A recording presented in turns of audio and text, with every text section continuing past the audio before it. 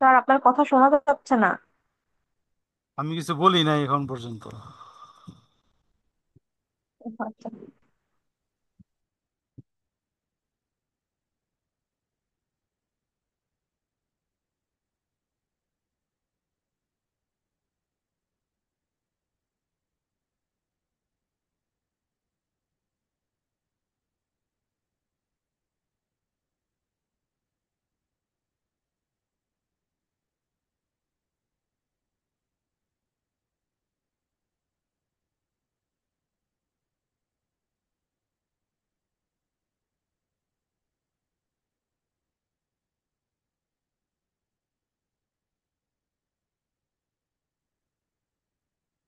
হুম। লেখা হয়েছে ভাই সবার?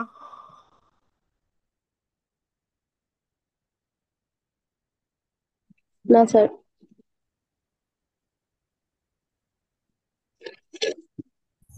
সূত্র। হ্যালো। হুম। লেখা হয়েছে।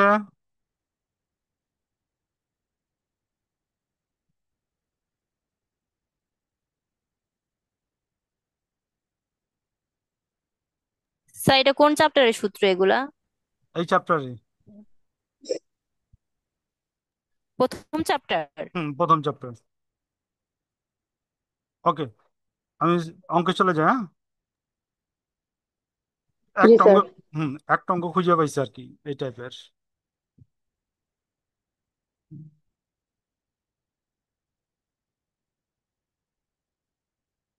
দেখেন, 9।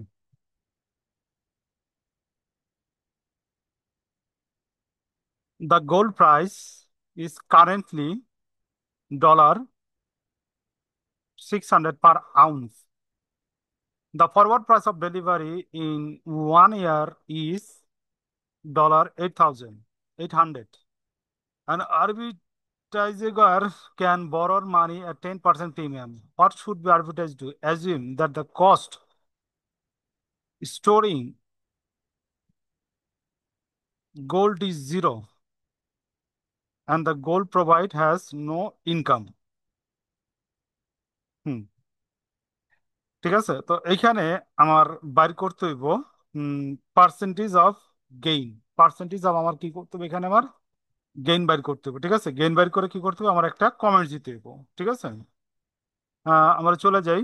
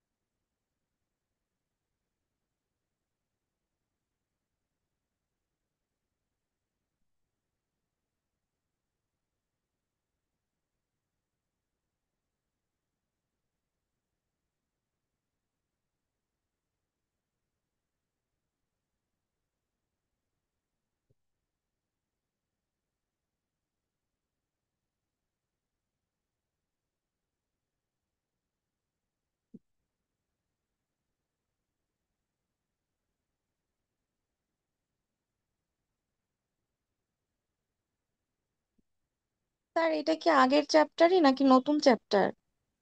আগের চ্যাপ্টার। সূত্র চ্যাপ্টার কি ওয়ান। একটাই নাকি আরো একটাই একটাই। সূত্র থাকবে? এটা ডিপ। হুম, বলেন। স্যার, কোশ্চেনে কি আমাদের গেইন চাইছে, পার্সেন্টেজ অফ গেইন? হুম আমি হুম। প্রশ্নটা আসলে বুঝি নাই। আচ্ছা, করি, তারপরে আমরা অঙ্ক চলে যাবো, না আবার সমস্যা নেই।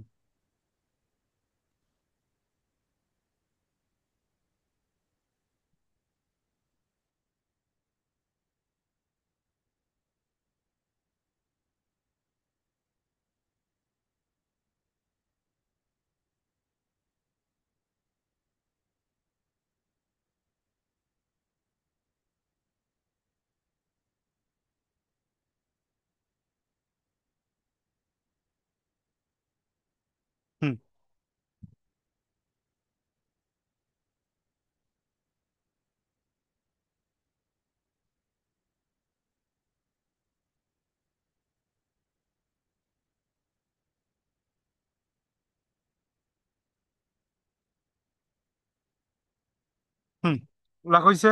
আচ্ছা, কমেন্টসটা লিখে আমরা একবারে চলে যাই, হ্যাঁ।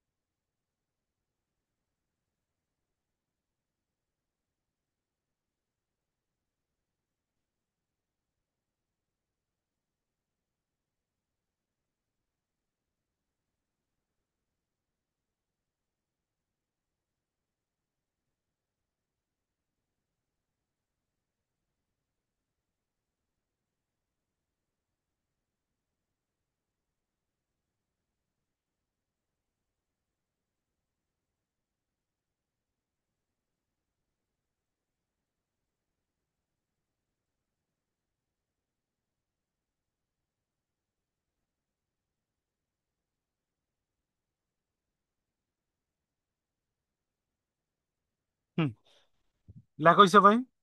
স্যার ম্যাথটা একটু আরেকবার বলবেন? বলতেছি, লেখা হয়েছে সবার।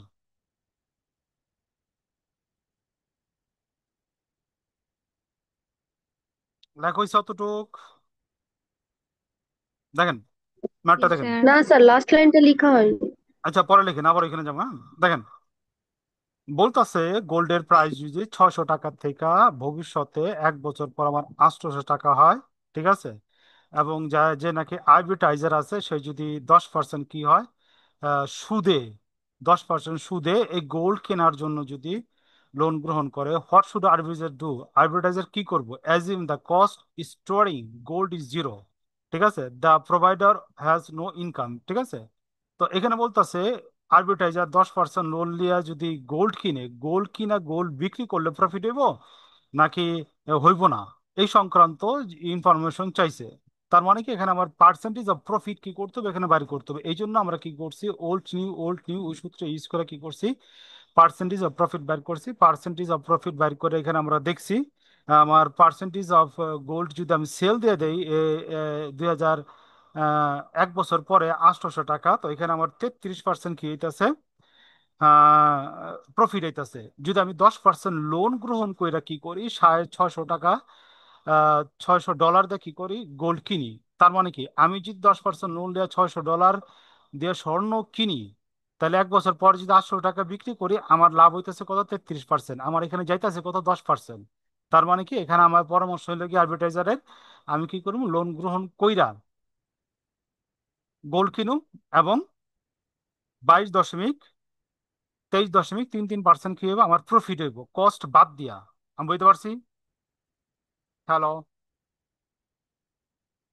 রেসপন্স করেন। স্যার আমাকে কোশ্চেনের লাস্ট লাইনটা একটু বুঝায় বলবেন, আচ্ছা, একদম কোশ্চেনের লাস্ট লাইন যেটা ছিল অ্যাজিউম দ্যাট থেকে। Assume that the cost storing gold is zero. এই যে যে কস্ট আমরা কিনছি 600 টাকা এবং বিক্রি করুন 400 টাকা, এর মধ্যে গোল্ড বিক্রি করতে যা কোনো ধরনের খরচ হইব না। And gold provides no income, ঠিক আছে। এবং এইখান এবং এইখান থেকে, ঠিক আছে, কোনো ইনকাম হইব না। মনে করেন আমরা কোনো সিকিউরিটিজ বন্য কোনো কিছু কিনলে কি হয়, ইনকাম ক্রিয়েট হয়, ঠিক আছে। ইনকাম ক্রিয়েট পার্সেন্টেজ আগে ইনকাম ক্রিয়েট হতে পারে, কিন্তু এখানে কোনো ইনকাম ক্রিয়েট হবে না। 600 টাকাটা সরাসরি আপনি বিক্রি করে ফেলাবেন কত, 800 টাকা। মার্কেট ওই সময় কি হইব, ফরওয়ার্ড প্রাইসটা বৃদ্ধি পাইব, ঠিক আছে। বুঝতে পারছি। রেসপন্স করেন। জি। ওকে, সবাই ক্লিয়ার হয়েছেন ভাই?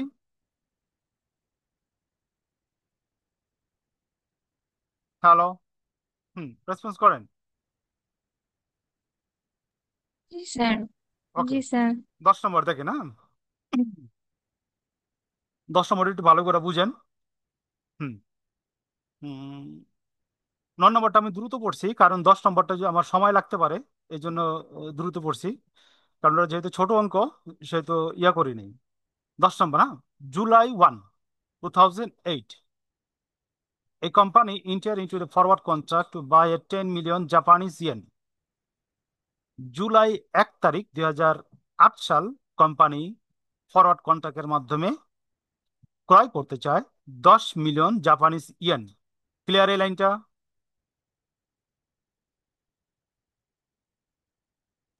এই লাইনটা clear? G sir. Okay. On January 1, 2009, ঠিক আছে, অন সেপ্টেম্বর 2001, তো সরি 2001, 2008, অর্থাৎ সেপ্টেম্বর মাসে 1 তারিখে 2008 সালের, it intend to forward contract to sell, আবার কি করতেছে, সেল করতে চাইতেছে ফরওয়ার্ড কন্ট্রাক্টের মাধ্যমে 10 million Japanese yen, on January 1, 2009। আবার কি করতেছে, সেপ্টেম্বর 1 তারিখে 2008 সালে ফরওয়ার্ড কন্ট্রাক্টের মাধ্যমে আবার বিক্রি করতে চাইতেছে কত, 10 মিলিয়ন জাপানিজ ইয়েন। ঠিক আছে, January 1 তারিখে। Describe the pay off for this strategy. Pay off বলতে এখানে বুঝাইতেছে কত টাকা প্রদান করতে হইব যদি এই দুইটা স্ট্র্যাটেজি কি করে, অ্যাকসেপ্ট করে। আমি বুঝতে পারছি কোশ্চেন? রেসপন্স করেন। তার ওখানে Question- 2টা তারিখ 2টা সাল, এটা বুঝি নাই। বুঝেন নাই? ওকে। না স্যার। এখনই বুঝবেন। এখানে কন্ট্রাক্ট দুইটা আছে, একটা হলো সেল, একটা হলো বাই। শর্টকাট, একটা হলো সেল, একটা হলো কি বাই। আপনি কি করতে চাচ্ছেন 2008 সালের জানুয়ারির 1 তারিখে, 2008 সালে জানুয়ারির 1 তারিখে ফরওয়ার্ড কন্ট্রাক্টের মাধ্যমে 10 মিলিয়ন জাপানিজ ইয়েন কি করতে চাচ্ছেন, ক্রয় করতে চাইতেছেন, যেটার ম্যাচুরিটি হইব অন January 1, 2009। এতটুকু বুঝছেন? জি স্যার। ওকে। আবার আপনি কি করতে চাইতেছেন, সেপ্টেম্বরের 1 তারিখে 2008 সালে আপনি ফরওয়ার্ড কন্ট্রাক্টে কি করতেছেন, ইন্টার করতে চাচ্ছেন অর্থাৎ অন্তর্ভুক্ত হতে যেতেছেন, ফরওয়ার্ড কন্ট্রাক্টের মাধ্যমে আবার বিক্রি করতে যেতেছেন 10 মিলিয়ন ইয়েন, January 1, 2009। ঠিক আছে, আবার কি একবার ক্রয় করতে যেতেছেন, আবার বিক্রি করতে যেতেছেন। এখন বলতেছে এই যে ক্রয় বিক্রয়ের মাধ্যমে তার কি ধরনের খরচ হইতে পারে। Describe the pay off for this strategy. Pay off বলতে এখানে খরচটা রয়েছে। Describe the pay off for this strategy. কোশ্চেনটা আমি বুঝতে পারছি। বোর্ডে যেতে পারি। জি স্যার। সবাই জি। রেসপন্স করেন। জি স্যার। ওকে। ক্লাসের মতো রেসপন্স করবেন তো বুঝুম আপনারা বুঝতেছেন, আর চুপ হয়ে থাকলে কিন্তু আমি ধরে নেব আপনারা বুঝছেন। আচ্ছা, কার জানি এতটুকু লেখা বাকি আসলো, লিখবেন নাকি আমি নেক্সটে চলে যাবো? চলে যাই। এইটু হলে স্যার গিয়ে আমার আমার 010। আচ্ছা, রেকর্ড ক্লাসে লিখে নিন, ওটা কিছু না। আচ্ছা, জাস্ট বুঝার লাগে আমি কিছু লাইন লিখুন, ঠিক আছে, যেন পরবর্তীতে আপনি মনে রাখতে পারেন। এটা অঙ্কের মধ্যে দিবেন না, জাস্ট বোঝার লাগে, হ্যাঁ। ওই যে কথাটা আমরা বললাম ওই কথাটা এখানে আমরা লিখবো, হ্যাঁ। হিয়ার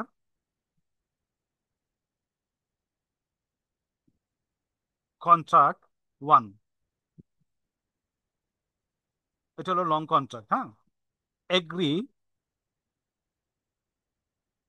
এগ্রিড অন July 1, 2000, সালটা কত ছিল? 2008। 2008। হুম 2008। স্যার এটা কি লিখবো? হ্যাঁ লেখেন। টু বাই 10 মিলিয়ন, অথবা 10 million Japanese yen at a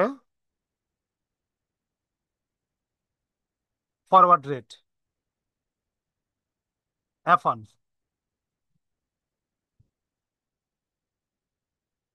Contract 2. Short, যেটা সময় বেশি ওটার লং ধরলাম, যেটা সময় কম ওটার আমরা শর্ট ধরলাম। হ্যাঁ, agreed on September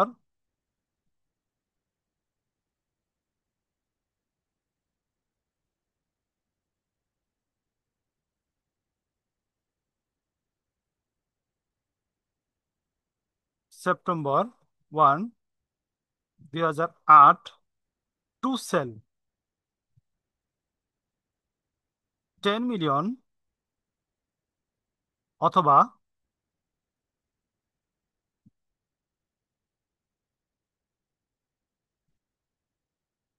Japanese yen at a forward rate.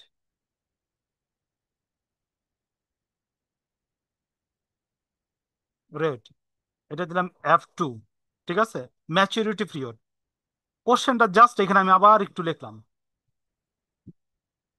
Maturity period, কারণ আপনারা পরবর্তীতে এটা ভুলে যাবেন কোশ্চেনের কন্ডিশনগুলো। হ্যাঁ, জানুয়ারি জানুয়ারি 1, 2009। ঠিক আছে, for the both buy or sell contract. হুম হুম বুঝতে পারছেন জিনিসটা? একটু আগে যেটা আলোচনা করলাম জাস্ট ওটা এখানে লেখা উপস্থাপন করলাম। হুম, লেখা সবার? রেসপন্স করেন। আমি নেক্সটে চলে যাম।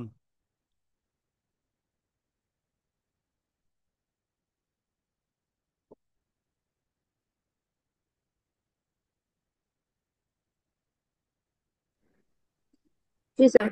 ওকে ওকে, ঠিক আছে, আমরা সলিউশনে চলে যেতেছি। হ্যাঁ, হিয়ার সলিউশনে তার অত কিছু লিখুন না, জাস্ট ওটা বোঝার লেগে লিখছি, যেন ইন ফিউচার আপনি কোশ্চেনটা দেখলে বুঝতে পারেন ঘটনা কি ঘটছে। Forward price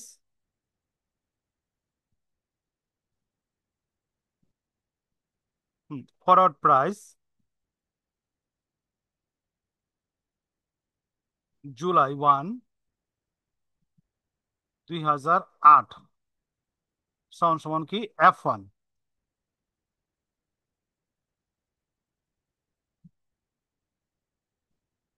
forward price September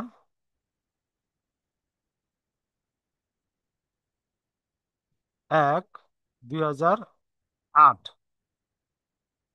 F2। Okay, share at maturity, share price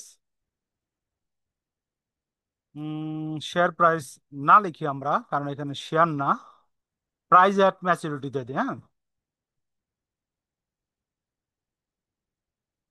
price at maturity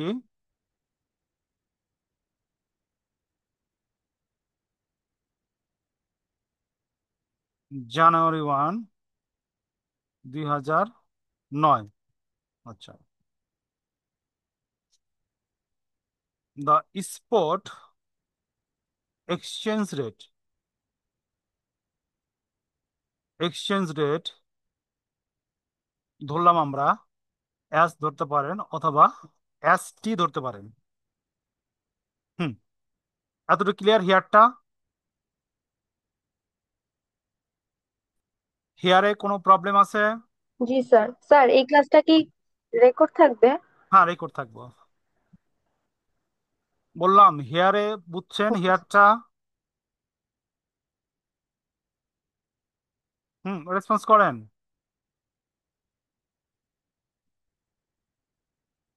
হেয়ারটা জি বুঝছেন? Sir. Okay, the first contract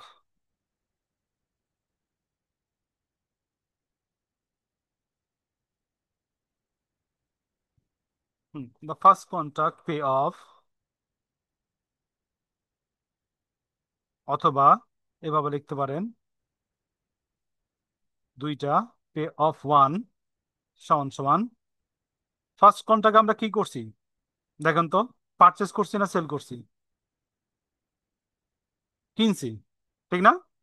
first contract আমরা কি করছি? কিনছি, ঠিক আছে? তো দেখেন, আমরা যেটা কিনছি ওইখান থেকে যদি যেটা বিক্রি করছি, ওর ডিফারেন্সটা কি? আমার লাভ না?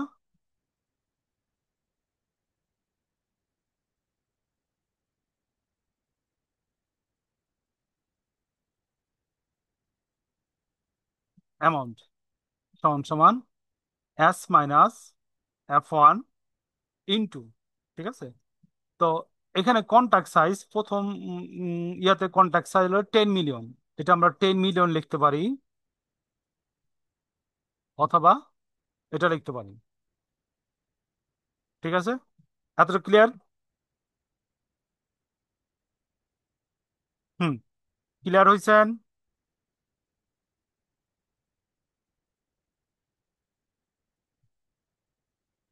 রেসপন্স করেন।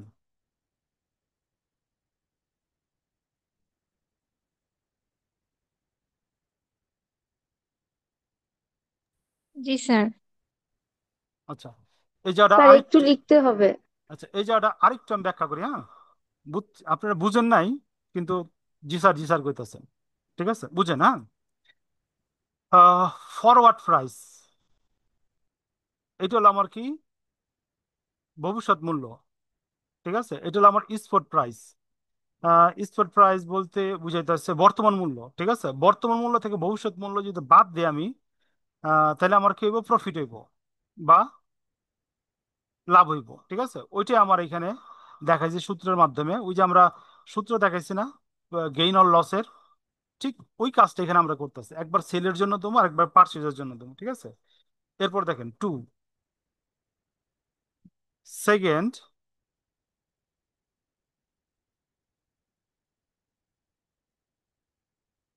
কন্ট্রাক্ট পে অফ, অথবা পে অফ টু বিপরীত হইব, ঠিক আছে? F two minus S into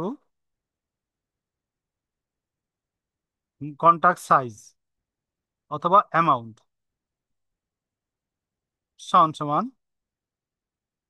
F two minus S, কারণ একটা সেল একটা বাই, 10 মিলিয়ন অথবা 10 লাখ। হুম, এ পর্যন্ত লেখা হয়েছে।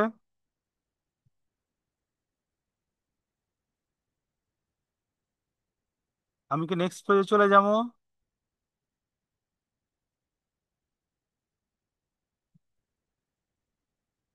বাকিরা রেসপন্স করেন।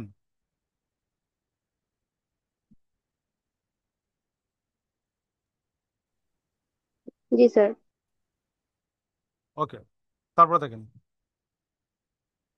অতএব টোটাল পে অফ, দুইটার যোগ, pay off one plus pay off two সমান সমান, জাস্ট দেখে দেখে আমরা কপি করুম, S minus F one into 10 million, 1 2 3 4 5 6, যোগ F two minus S into 10 million সমান সমান, এখানে দেখেন যদি ক্যালকুলেশন করি দুটাতে যদি আমরা 10 মিলিয়ন কমন নেই, এখানে থাকে S minus F one plus F two minus S সমান সমান, উম, এইটা এটা কাটা, এখানে থাকে আমার এফ ওয়ান প্লাস F2 সাজায় লেখেন F2 মাইনাস F1, এটি আমাদের অ্যান্সার। লেখা হয়েছে? হুম, ঠিক আছে।